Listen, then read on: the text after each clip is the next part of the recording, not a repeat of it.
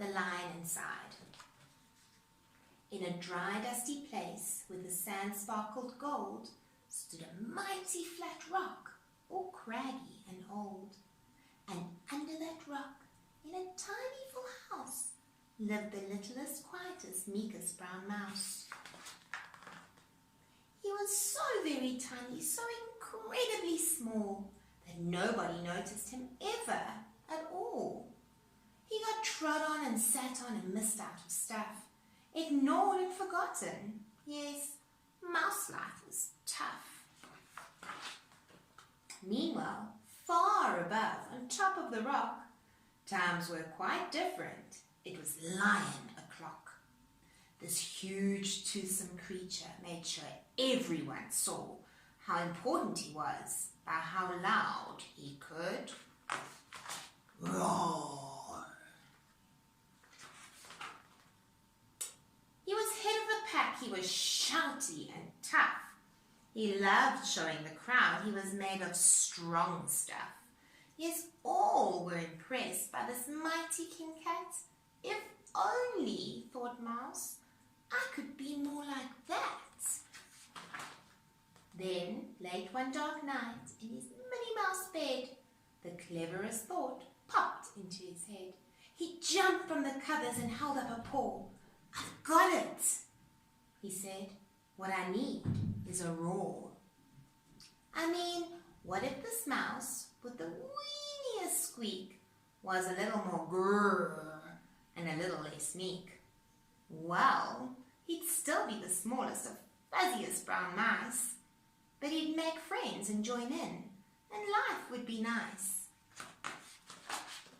Yes, thought the mouse, I must find out how. I will learn how to roar, and I will learn it now. But, gulp, oh my gosh, there was only one beast who could teach him this thing, but might make him a feast. It was time to be strong, take a chance after all, for ever was such a long time to feel so small. So he made himself brave, and he thought like a winner. He set off for the top, hoping not to be dinner.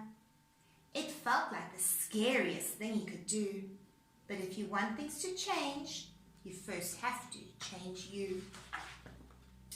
The further he climbed, the closer he got to the slumbering lion reclining on top.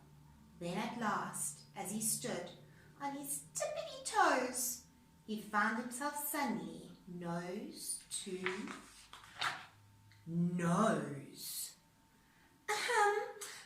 Gulp. Pardon me. Wake up, Mr. Lion. You've got company. Squeak. Mr. Lion, what I've come to you for is squeak. Do you think you could teach me your roar? A silence befell, that twinkling plain. Lion opened his eyes and puffed out his mane. Time slowed right down. Why, it felt like a week. Then he opened his mouth and he let out an eek. The lion was shaking, his paws all a fumble. He was backing away with a scrambling tumble. Don't hurt me, he whimpered. Oh, try to be nice. Well, my goodness, this lion was frightened of mice. Don't worry, Mouse peeped. I'm a friend, not a foe. Let's rock this together. We'll have fun, don't you know? That was a magical moment for sure, when Mouse didn't feel at all small anymore. He had found his true voice and learned to speak out. And for that, you don't need to roar or to shout. And from that day and always, the two were a pair. They both liked that rock better, now that that rock was to share.